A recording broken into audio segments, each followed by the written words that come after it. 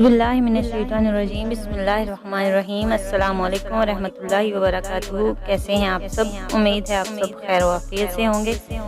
جہاں جہاں بھی میری آواز سنی جا رہی ہے، اللہ تعالیٰ آپ سب کو اپنے حفظ و امان میں رکھے۔ ہم آپ کو اپنے چینل پر خوش آمدید کہتے ہیں۔ ہمارے چینل کا نام ہے اردو سٹوریز، جس میں ہم آپ کو مختلف قسم کی اردو کی کہانیاں اور سبق آموز واقعات سنائیں گے۔ آج کی ہماری کہانی ہے گرمی اور مفت کے مشورے۔ گرمی اور لوڈ شیڈنگ نے لوگوں کی مت مار کر رکھ دی ہے۔ سوال کچھ پوچھیں، جواب کچھ ملتا ہے۔ میں نے کل اپنے ہمسائے سے پوچھا، گرمی کچھ زیادہ نہیں ہو گئی؟ اطمینان سے بولا، ہاں لیکن قیمے والے نان زیادہ اچھے ہوتے ہیں۔ میں نے بوکھلا کر بارش اور قیمے والے نان کے درمیان جائز و ناجائز تعلق تلاش کرنے کی کوشش کی اور دوبارہ پوچھا، بھائی جی قیمے والے نان کا گرمی سے کیا تعلق؟ گھور کر بولا، مجھے کیا پتا، کسی ترخان سے پوچھو۔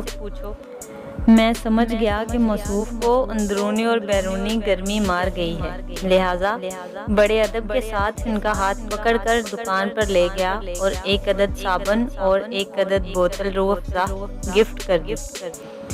لاہور کی اکلوتی نہر اس وقت غریبوں کا سوئمنگ پول بنی ہوئی ہے۔ اس نہر میں نہانے والے اپنے بیشتر معاملات زندگی نہاتے نہاتے ہی سر انجام دے ڈالتے ہیں۔ شاید یہی وجہ ہے کہ جو اس نہر میں ایک بار نہا لیتا ہے پھر ساری زندگی نہاتا ہی رہتا ہے۔ میرے ایک دوست کو اس نہر میں نہانے کا بہت شوق تھا، لیکن 2 سال پہلے اسے نہر سے سخت نفرت ہو چکی ہے۔ موصوف نہر میں بھی ایسے نہاتے تھے جیسے گھر میں نہاتے ہیں۔ ایک دفعہ نہا کر نکلے تو پیروں تلے زمین نکل گئی۔ نہر کے کنارے رکھے ہوئے کپڑے غائب تھے۔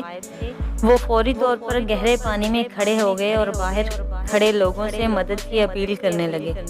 کسی رحمدل انسان کو ترس آ گیا اور اس نے ہاتھ میں پکڑا ہوا اخبار ان کی طرف اچھال دیا۔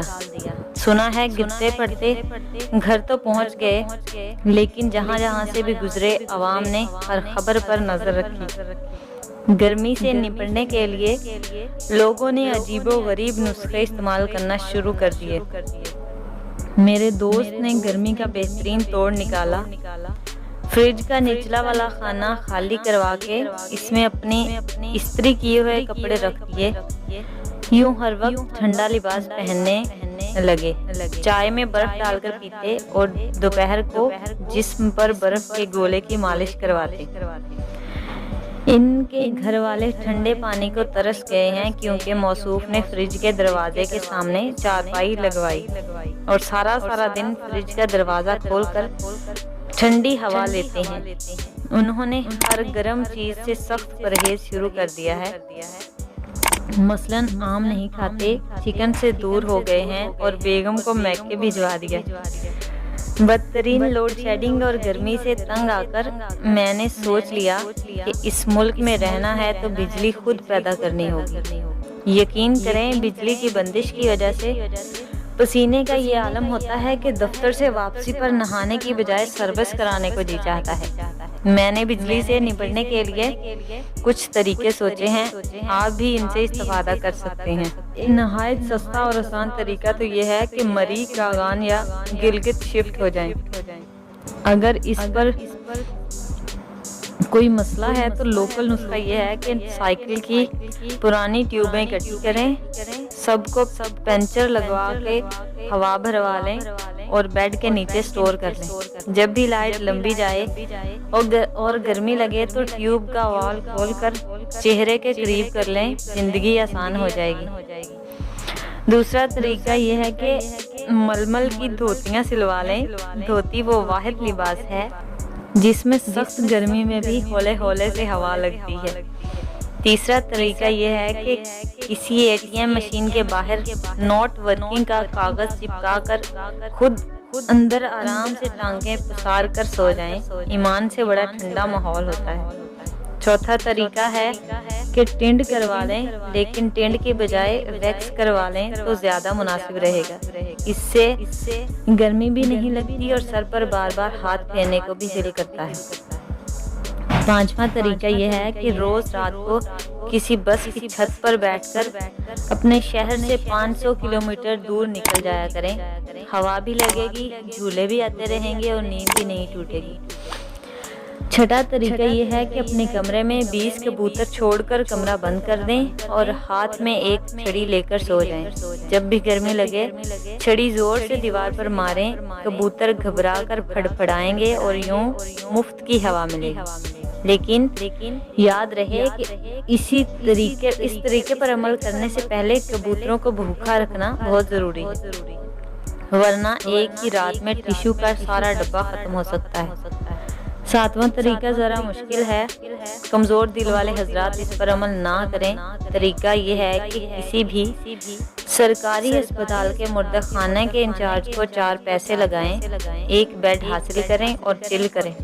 یہاں نہ ٹی وی کی آواز آئے گی نہ خراٹوں کی، لیکن اخلاق کا تقاضا ہے کہ آپ بھی اپنی آوازیں کنٹرول رکھیں گے۔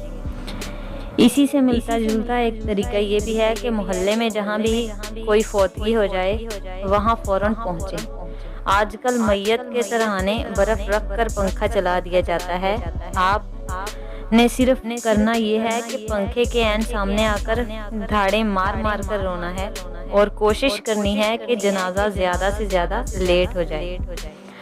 اگر میت کے لواحقین تدفین کے لیے جلدی پر زور دے رہے ہوں تو انہیں باور کرائیں کہ یہ ٹھیک طریقہ نہیں ہے۔ پہلے پاکستان کے تمام شہروں سے مرحوم کے رشتہ داروں کو آ لینے دیں۔ کاش